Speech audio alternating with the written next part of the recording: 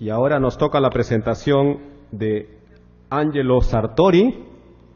La presentación es sobre Estrategia Nacional de Bosques y Cambio Climático de Chile y alcances en el NAMA en cooperación con la cooperación suiza. Angelo Sartori es jefe nacional de la Unidad de Cambio Climático, Gerencia Forestal, Corporación Nacional de Chile. Angelo Sartori es ingeniero forestal de la Universidad Santo Tomás de Chile, con un MBA en Gestión Sostenible en la Universidad de Nuremberg, Alemania. Desde el año 2010 a la fecha ejerce como jefe nacional de la Unidad de Cambio Climático del CONAP, participando en las delegaciones oficiales de Chile ante la Convención Marco de Naciones Unidas sobre Cambio Climático y coordinando la Estrategia Nacional de Bosques y Cambio Climático con diversas instancias públicas y privadas, tanto de Chile como del extranjero. Ha coordinado el proyecto RED con el Fondo Cooperativo de los Bosques y la Medida Nacional Apropiada de Mitigación NAMA con el gobierno suizo, entre otros. Invitamos a Angelo a hacer la presentación.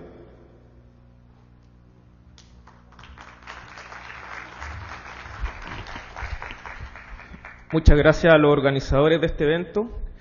Yo antes de partir quería hacer una pregunta y que por favor levante la mano quiénes de ustedes estuvieron en la sesión de la mañana.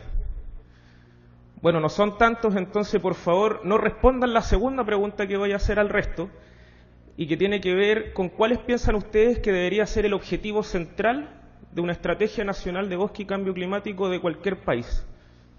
Con dos cosas que me digan, me gustaría como seguir continuando con esto. ¿Cuáles creen ustedes que son los objetivos que debería tener una estrategia nacional de bosque y cambio climático de cualquier país? ¿Alguna idea? Conservar los bosques. ¿Otra más? Reducción de emisiones. Bueno, el objetivo de la Estrategia Nacional de Bosque y Cambio Climático de Chile son dos cosas. Uno es manejar sustentablemente los bosques que tenemos y lo segundo, aumentar la superficie de bosques que en suelos factibles de forestar que aún hay en el país. Son esas dos cosas. ¿Cómo yo lo traduzco a reducciones, a captura y a involucramiento y participación de la gente? Obviamente tiene que estar involucrado, pero el objetivo que tratamos de transmitir en cada una de las cosas que hacemos es ese. Algo bastante sencillo para alguien que está involucrado desde el punto de vista netamente forestal y no en este noviazgo que se da ahora súper fuerte con lo que es la mitigación y la adaptación al cambio climático. Tengo una tercera pregunta para ustedes y que me salió de las presentaciones anteriores donde dicen que Perú tiene bosques pero no es un país forestal. ¿Ustedes creen que Chile es un país forestal?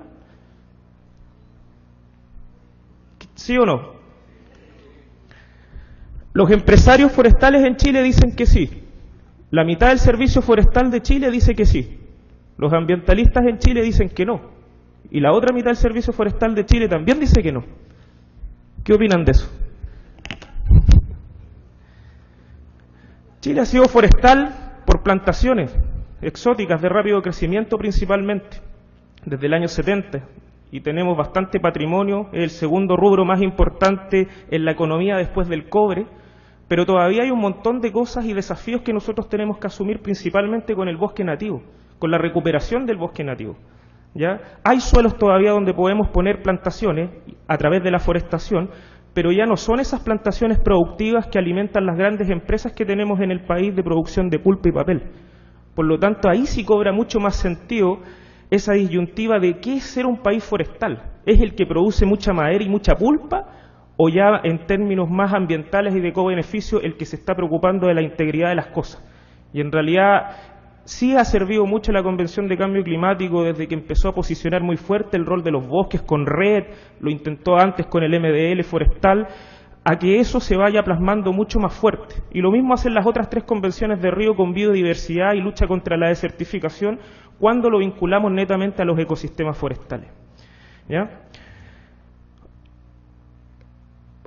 Bueno, este es un poco de propaganda, de marketing, es un logo que estamos ya tratando de posicionar en la Estrategia Nacional de Bosque y Cambio Climático. Esta estrategia tiene 4 años desde su creación ¿ya? Y acá les voy a contar algunas cosas que tienen que ver con una generalidad forestal del país. Después vamos a ir a arreglos institucionales, algunas cosas técnicas muy puntuales de la estrategia en sí y cómo es lo que nosotros estamos llevando a cabo con la cooperación con Suiza. ¿Ah? Hay una cosa muy importante y que siempre nos preguntan mucho, bueno, ¿qué es esto de una NAMA forestal? ¿Qué está haciendo Suiza en este ámbito? Existen para REDD un montón de fondos multilaterales y en realidad muy bienvenidos sean estos acuerdos bilaterales que tenemos con países como Suiza, porque nos han permitido avanzar bastante rápido, tratando de sobrepasar la burocracia que siempre tienen los fondos multilaterales. Y en realidad ahí vemos uno de los grandes atributos y creemos que es una alternativa de empezada rápida, de inicio rápido de actividades, mientras se va configurando esto a nivel internacional, siendo que en la COP de Varsovia, tal y como lo comentaron los precedentes expositores, hubo algunos resultados bastante potentes al respecto. En términos forestales, acá ustedes solo fíjense en el total del gráfico o de la tabla que está ahí. Estamos viendo la cifra total de bosques de Chile del año 1997 y posteriormente del año 2011. Y si ustedes se dan cuenta, la cifra va aumentando. Y acá hemos hablado casi todo el rato de deforestación, es decir, hectáreas menos de bosque cada día o cada año según el tiempo que ustedes quieran poner. Bueno, ¿y qué pasó aquí? Estamos aumentando. Entonces no podemos participar en estos esquemas de red ni ninguna de ese tipo de cosas. Bueno, no es así. El neto en superficie en Chile aumenta, principalmente gracias a las plantaciones, que es lo que les explicaba a un inicio y la pregunta que yo les hacía a ustedes, de por qué Chile es un país forestal o no. Pero hay bosque nativo, por supuesto, que va disminuyendo, pero en el balance neto de bosques, sin la categoría plantación o bosque nativo, sí vamos aumentando, pero ese aumento cada vez es más lento. Esta superficie en hectáreas, que es la que le gusta ver al ingeniero forestal clásico, tiene su traducción en toneladas de CO2, que es el gráfico que ustedes están viendo ahí. Y esta es la información oficial que nosotros enviamos en las comunicaciones nacionales a la convención. Todo lo que está en verde en esas barras son los bosques, y está bajo el cero, es decir, son capturas. Y lo que captura el bosque incluso alcanza para mitigar las emisiones del sector agrícola y ganadero del país. Y se dice, por lo tanto, que el sector silvoagropecuario en su conjunto es carbono neutral en Chile. Pero ustedes ven que va decreciendo esa línea verde. ¿Y por qué? Porque vamos teniendo cada vez menos superficie para ir forestando nuevos terrenos. Cada vez los terrenos que van quedando son los más complicados, los más difíciles, los más caros y en donde no es posible poner pino y eucalipto, porque esas son especies de rápido crecimiento o plantaciones industriales. Tenemos que pensar ya en otros esquemas, como lo que se hablaba acá de los temas agroforestal, especies que sean resistentes a las zonas áridas y semiáridas, que tenemos muchas en el país, y por supuesto a recuperar el bosque nativo degradado, que en ese gráfico que ustedes están viendo ahí no está totalmente representado, ¿ya? Esas son cosas que tenemos mucho desafío pendiente y por supuesto trabajo técnico y trabajo administrativo y de gobernanza, como se ha dicho muchas veces hasta ahora, que hacer en los años que vienen. En términos de institucionalidad, y nos pone bastante contento una de las decisiones de la COP que se mostró acá respecto a REDD, es que ya los países tienen que informar, bueno, quién es el punto focal de REDD ante la convención. Y ustedes ven en el centro de esta lámina que está la CONAF, que es la institución que yo represento y la que está como punto focal de los fondos voluntarios asociados a REDD, está de punto focal de la NAMA forestal, está como punto focal en todo lo que tenga que ver con bosques y cambio climático. Por lo tanto, apenas termine yo mi exposición, tengo que ir a hablar con la gente de Cancillería a ver cómo avisamos a la Secretaría de la Convención de que la CONAF va a ser el punto focal formalmente, según lo que está pidiendo esa decisión de la COP. Y eso en realidad sí da un respaldo mucho más fuerte de que esto ya se está formalizando a través de las convenciones, que son, como todos saben, ley de la República de los países que la ratifican. Esto que ustedes ven acá, nosotros le llamamos Mesa de Bosques y Cambio Climático, no le llamamos Mesa Red. Y hoy en la mañana hacíamos una broma que quizá no es muy graciosa la broma, pero siempre decimos, ¿por qué le vamos a poner Mesa Red? ¿Qué pasa si Red después evoluciona y tiene después de la segunda D otra letra? Resulta que la gente que tiene en sus tarjetas de presentación experto en Red va a quedar automáticamente sin trabajo. ¿Ah? Y la mesa va a quedar obsoleta. Entonces quisimos ser mucho más generalistas en ese sentido y para nosotros la palabra es Mesa de Bosque y Cambio Climático, Estrategia Nacional de Bosques y Cambio Climático, y considera todo lo que pueda ir saliendo a futuro.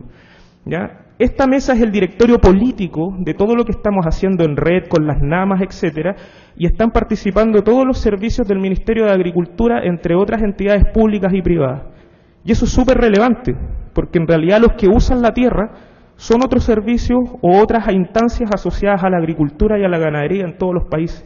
Y tenemos que conversar con ellos y ponernos de acuerdo cuáles son los instrumentos de fomento que existen, dónde están las duplicidades, dónde hay sinergia y cómo podemos avanzar en ese sentido y no estar compitiendo por el suelo dentro de un mismo país cuando nosotros tenemos un mandato estatal claro, que la idea es que eso se ocupe bajo conceptos de ordenación territorial.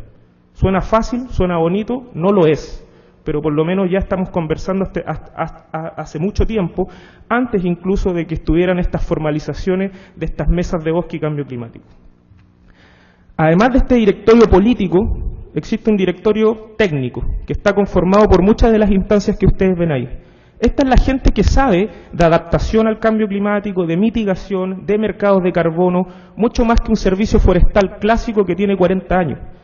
Y acá el aprendizaje que nosotros hemos tenido en los últimos 4 años que estamos trabajando con esta gente ha sido sumamente acelerado, ¿ya? Y eso nos pone bastante contentos porque son las instancias técnicas de participación que nosotros mismos hemos buscado, porque el forestal que sale recién de la universidad hace 5 o 10 años, le hablan de inventario forestal, no le hablan de MRV, no le hablan de reference level, de salvaguardas sociales y ambientales, de registros de bonos de carbono, de inventario de gases de efecto invernadero. Por lo tanto, hay que reconfigurar la mente a todos estos nuevos conceptos para que la gente los entienda. Aquí todos lo entienden, pero si vamos a la esquina y nos sentamos en un café, nadie lo va a entender, aunque sea una persona relativamente letrada en temas medioambientales, ¿cierto? Esa es una capacidad que hay que ir teniendo. Acá están todos nuestros socios que hasta el día de hoy tienen un contrato con nosotros para trabajar en distintas etapas de la estrategia, desde la parte muy social a la parte muy técnica de contabilidad del carbono. Cosa importante, la CONAF tiene desde noviembre del 2012 convenios con los principales estándares de bonos de carbono que hay en el mundo en el mercado voluntario. Tenemos un convenio con BCS, tenemos convenio con Gold Standard, que son competidores, y tenemos convenio con CCBA, que es el estándar que se preocupa de salvaguardas sociales y ambientales. ¿Ya? En ese sentido estamos tratando de avanzar en esas líneas con los trabajos que hayan hecho ellos, pero obviamente jugando en nuestra casa, en nuestra cancha, es decir, nuestro país. Hay reglas que podemos tomar, otras que hay que adaptarlas y otras cosas que tenemos que proponer nosotros, y eso es lo que ya llevamos trabajando bastante tiempo. Esta lámina, el círculo azul del lado izquierdo, es el sector forestal clásico que hay en Chile. ¿Ya? Si ustedes lo ven ahí, hay una ley del año 74 que fomentaba y entrega incentivos para forestar. Hay una ley del año 2008 que entrega incentivos para manejar el bosque. Hay unos agentes privados, etcétera. Y todo eso existe en el país sin cambio climático. Por lo tanto, estamos configurando todo lo previo con lo nuevo, con el auge, con la moda que hay asociado a red, a NAMAS, a todo esto que ya hemos estado hablando durante todo el día, mezclando las cosas que haya que mezclar, ajustando las que haya que ajustar para establecer la Estrategia Nacional de Bosque y Cambio Climático. Por 2 objetivos. El primero que decía en un inicio, aumentar los bosques y manejarlos mejor. Y segundo, para cumplir nuestro compromiso voluntario de reducción de emisiones al año 2020. Son un doble propósito. Otra pregunta que tengo para ustedes. Cuando necesito hacer niveles de referencia, talleres de participación, todo lo que se ha hablado también, ¿qué se necesita? ¿Qué necesita alguien para hacer todas esas cosas? ¿Qué creen? ¿Plata? ¿Tiempo? ¿Conocimiento? ¿Ánimo? ¿Respaldo político? Todo eso. Bueno, es por esa razón que nosotros hemos estado involucrando a otros actores internacionales que son donantes, también tratando de que se adapten a las circunstancias nacionales, que es una frase súper repetida en las decisiones de la COP. Todo se arregla poniendo al final, dependiendo de las circunstancias nacionales. Bueno, es lo que estamos tratando de hacer, precisamente eso. Hay otros proyectos que están funcionando en el país, que también los estamos vinculando a este asunto, etcétera. Nosotros dividimos el país en lo que se llama jurisdicciones, un concepto que está muy asociado a BCS, el estándar voluntario, pero que también lo está planteando el Fondo del Carbono, y también en Chile incluso teníamos un invento criollo similar antes de ver todo este mundo internacional. Dividimos el país en estas famosas jurisdicciones, tenemos 15 divisiones al menos, y para cada una de ellas tenemos que responder las preguntas que están en esa lámina. Y se ven preguntas muy simples. Pero de nuevo necesitamos plata, necesitamos tiempo, necesitamos ganas, necesitamos incidencia política y necesitamos un montón de cosas. Pero ya lo estamos haciendo, y uno de los cooperantes, y que es ahora donde me centro en la cooperación suiza, ¿cierto?, nos ha apoyado bastante y ya hemos recibido los desembolsos al ser una iniciativa de cooperación bilateral. Todos los otros fondos multilaterales en los que estamos participando todavía no vemos ningún ingreso al país. Es sumamente complejo toda la burocracia asociada, pero aquí sí nos ha permitido ir probando y experimentando cosas que tal vez todavía nos significarían esperar 1 o 2 años más mientras tengamos el financiamiento internacional. Y en ese sentido, bueno, ahí está Chile. Solo les quiero graficar que estamos trabajando con financiamiento de Suiza en el norte del país, con una jurisdicción, lo que está en rojo es lo que marca esa jurisdicción. Estamos trabajando un poco más abajo en lo que le denominamos el norte chico del país. También estamos trabajando en esa área con aportes del gobierno de Suiza. Chiquitito ahí, muy pequeño, se ve Rapa Nui, que es una isla bastante conocida de nuestro país. También la estamos tratando de involucrar en el sistema nacional, en la estrategia nacional, también con el aporte de Suiza. Y ya nos vamos al extremo sur, ¿cierto? Estamos trabajando ahí con bosques templados. Siempre se habla en red, nació por la deforestación en bosques tropicales. Nosotros no tenemos bosques tropicales. Tenemos bosques templados de muy lento crecimiento. Y bosques mediterráneos de muy lento crecimiento también.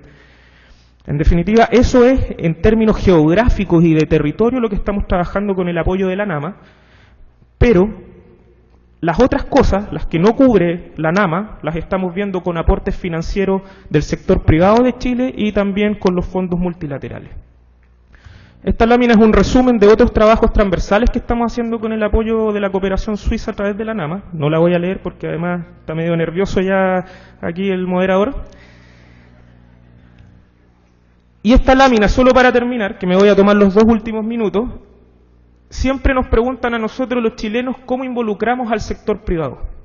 Y en realidad hemos involucrado el último año no solo al sector forestal, nos ha puesto financiamiento el sector minero de Chile. La minería en Chile, por suerte, está ubicada en la parte donde no están los bosques, por lo tanto no es un driver tan importante de deforestación como en otros países. Nos ha puesto financiamiento el sector vitivinícola. Hay una viña muy conocida que seguramente ustedes la conocen que se llama Conchitoro, que nos está aportando también ahí con algunas información y algún financiamiento. También el sector eléctrico, etcétera. Y esta lámina fue la primera muestra de seducción que le quisimos hacer al sector privado para que ellos entendieran o por lo menos le vieran algo interesante desde su prisma a participar en una estrategia nacional de bosque y cambio climático. Primero, les dijimos, ¿ustedes quisieran compensar su huella de carbono? Sí. Fue la respuesta que todos nos dicen, de forma voluntaria. ¿Cuánto sale eso? Muy caro, muy difícil. Mire, haga un MDL y se va a demorar 5 años y vale $200.000. Por supuesto que desmotiva a cualquiera. Nosotros le dijimos, hagamos algo conjunto ahora para readiness, para prepararnos a nivel nacional y bajemos los costos, ojalá en un 50%. Y sea usted el primero en participar de esta historia. Muchos nos han dicho que sí, otros lo están pensando, pero al menos ya tenemos a 6 o 7 empresas grandes trabajando en este sentido. Muchas empresas tienen trabajos asociados a plantaciones dendroenergéticas. Chile tiene problemas de abastecimiento energético, por lo tanto están estableciendo plantaciones para eso. Y nunca pensaron de que esas plantaciones dendroenergéticas también podrían entrar en esquemas de mercado de carbono, por ejemplo. También les hicimos ver y les abrimos los ojos en ese sentido. Etcétera. Van muchos puntos que están ahí, ¿ya? Quiero centrarme en este que está acá, en el número 6, fíjense ahí, después leen con calma los otros. Chile tiene un compromiso voluntario y muchos han escuchado que pronto la mayoría de los países como nosotros, como Perú, como Chile o de la región, van a tener que asumir quizá compromisos vinculantes de reducción. Y eso puede llevar que en algún momento los países a nivel doméstico tengan un sistema de cap and trade o impuesto al carbono. Y ahí sí que es cuando empiezan a tiritar las empresas y el sector privado. Ahí se empiezan a preocupar. Entonces, si nosotros les decimos, vamos con algo voluntario, temprano, antes de que sea una exigencia, aprenda a hacer esto con nosotros, sí lo empiezan a ver de una forma razonable, el costo no es tan elevado, tampoco les estamos pidiendo millones de dólares, pero sí que participen y aprendan. Y en realidad eso sí que es el pago que nosotros les podemos hacer, no con dinero, para que ellos se involucren en iniciativas de este tipo. ¿Ya? Ya voy a terminar, no, me voy a saltar estas dos porque ahora sí que está nervioso el moderador. Mayor información en 15 minutos, es imposible hablar de todo esto que hemos hecho los últimos 4 años, la pueden descargar directamente del link, hay videos, hay mucha información en español, en inglés, hay publicaciones de niveles de referencia, cómo lo estamos haciendo en Chile, EMARVI, cómo lo estamos haciendo en Chile, etcétera. Así que muchas gracias y cualquier consulta me dicen.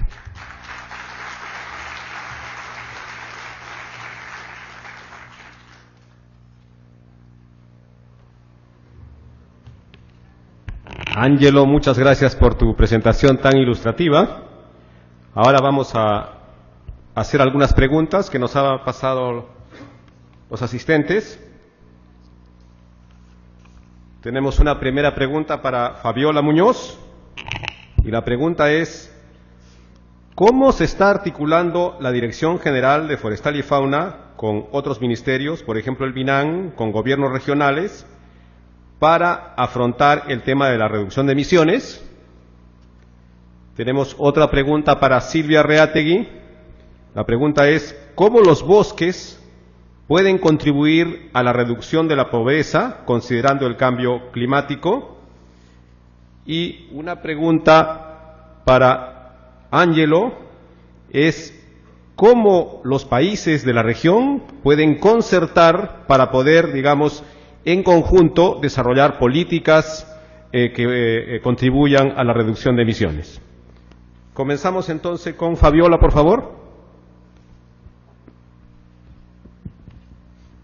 Bueno, desde la Autoridad Nacional Forestal y de Fauna Silvestre estamos participando en los espacios que ya existen. En este caso, MINAM, por ejemplo, lidera los proyectos Red en el País y el Programa Nacional de Conservación de Bosques. Tenemos una estrecha articulación con ellos, estamos coordinando varias de nuestras actividades, compartiendo información. El observatorio que existe ahora como parte del proyecto de OTCA está liderado por ambos ministerios. Nosotros participamos ahí a través de nuestra Dirección de Información y Control. Y entonces estamos haciendo un proceso de intercambio de información, de discusión de temas para definiciones de políticas públicas de manera conjunta. Participamos en algunos de los directorios, por ejemplo, hemos estado hace unos días con el proyecto Red de MINAM, discutiendo con KfW, con diferentes actores, ¿no? Y también en los proyectos de nivel internacional, por ejemplo el FIP, que se ha aprobado recientemente, ¿no? Entonces, tenemos una presencia efectiva y como yo siempre digo en la institución, nadie nos va a guardar el sitio, ¿no? Entonces nosotros tenemos que ocuparlo, tenemos que participar y estamos haciendo un esfuerzo enorme también por incrementar el equipo que tenemos para poder estar en estos procesos. Y eso implica también, por ejemplo, una coordinación mejor con los gobiernos regionales, porque, como bien lo ha dicho Silvia, o sea, son ellos, sobre todo aquellos que ya han recibido la transferencia de funciones, los que están enfrentando los retos de la gestión. Entonces, nosotros estamos tratando de generar esquemas para servirlos mejor, compartir información, y por ejemplo, el Sistema Nacional de Información Forestal y de Fauna Silvestre es un ejemplo de eso, ¿no? Liderado por la Autoridad Nacional, pero que está basado y construido articuladamente con los gobiernos regionales. Muchas gracias, Fabiola, por la respuesta. Silvia, por favor. Muchas gracias por la pregunta. Bueno, ¿cómo los bosques pueden contribuir a la reducción de la pobreza y al cambio climático? En primer lugar, para la reducción de la pobreza, asegurando que los bosques sigan manteniendo los servicios ecosistémicos que tienen o se recuperen, especialmente el agua, porque se acaba el agua y se acaba la actividad productiva. una de las concesiones que tenemos ahí en la región la hemos otorgado a la Asociación de Arroceros, porque en el 2011 casi perdieron su producción por falta de agua y entendieron que tenían que conservar las 13.000 hectáreas que estaban encima de todo ese valle. Entonces, mientras los bosques sigan siendo los proveedores de los servicios ecosistémicos para que se pueda mantener la base de la actividad económica, básicamente en Amazonía, ¿no? Entonces, ahí está el primer punto. El segundo punto es cómo, más allá de los servicios ecosistémicos hídricos, podemos aprovechar el bosque con su gran biodiversidad y hacerla productiva. La xiringa, la piazaba, la miel de abeja, que viene producto de la polinización de los y el trabajo de las abejas en los bosques, el mismo carbono, la venta de bonos de carbono que apalancan recursos para implementar actividades para evitar que la deforestación siga avanzando, y esas actividades tienen que ser productivas en gran medida. Entonces el bosque sí, yo diría, por lo menos en Amazonía, juega un rol importante en la reducción de la pobreza, y mientras se mantengan como tal, obviamente estamos reduciendo los impactos sobre el cambio climático, porque las emisiones que tenemos en Amazonía, el gran porcentaje viene por cambio de uso de tierras, obviamente de bosques, ¿no? Muchas gracias, Silvia, por la respuesta. Ángelo, por favor. Yo me acuerdo perfecto, pero ¿podría repetir la pregunta para la audiencia, por favor? La pregunta es: ¿cómo nuestros países de la región pueden concertar políticas, tratar de concertar políticas para reducir las emisiones? Gracias. Bueno, me tocó una pregunta política, hubiese preferido una de carácter técnico, pero vamos a hacer el intento. Primero, yo diría que no hay que tener prejuicio y dialogar mucho. Y sé que con esas dos palabras no voy a convencer a nadie. Pero sí creo que hay una cosa muy importante que tiene que ver con el grado de comunicación que tengamos entre los países de la región, y que todos entiendan de igual manera lo que es y no es la discusión internacional en reducción de emisiones y bosques que todos estamos participando. Algunos ven que es la panacea, que es la solución a todo, que cuando hay financiamiento para red se van a poder hacer políticas forestales y sectoriales de la A a la Z en los países. A mi juicio no es eso. Hay que verlo como una contribución en donde están los vacíos de cada uno. Y yo creo que si partimos todos conversando, independiente las diferencias técnicas, políticas, ideológicas y de prejuicios que tengan cada uno, veamos cómo apoyarnos en ese sentido. Hay muchas cosas que podemos aprender incluso del que está menos evolucionado en términos de sector forestal o de términos del uso de la tierra. Y a veces uno por prejuicio no lo quiere dialogar ni concertar. Yo a veces me impresiono cuando empezamos a ver la bibliografía de todas las mesas de negociación y de diálogo solo a nivel latinoamericano que hay, y no entiendo cómo no podemos llegar a una postura común. Pero después, cuando me toca realmente sentarme ahí, sí lo empiezo a entender. Y en realidad no creo que el problema sea porque no estén todos de acuerdo cuál es el camino a solucionar y cuáles son los problemas. O sea, cuando se habla de los drivers de la deforestación y la degradación, desde el sur de Chile hasta México son prácticamente los mismos, y tenemos prácticamente los mismos problemas institucionales en distintos niveles únicamente. El tema yo creo que va en aspirar a solucionarlos con ciertas herramientas que a veces algunos creen desproporcionadamente de que una simple cosa que se discute en una convención va a solucionar todo lo que los países tienen como problemática, y otros en realidad lo ven como un aporte. En la mañana lo decíamos un poco en broma, un poco en serio. Si RED en algún momento se acaba, si la Convención de Cambio Climático se acaba, nos va a dar mucha tristeza a todos. Nos vamos a poner a llorar, no vamos a poder hacer la Interclima, le vamos a tener que cambiar el nombre. Pero esperemos que cuando eso pase, si es que pasa alguna vez en un caso muy de ciencia ficción, sí los países hayan establecido una gobernanza mejor a la que tienen ahora, y unos sistemas de monitoreo y sistemas de vigilancia forestal y de incentivo mejor a los que tienen ahora. Y ese es el camino. Avancemos lo más que podamos, pero no es la panacea lo que creo debería ser lo que guía las discusiones para tomar cierto consenso, al menos a nivel regional.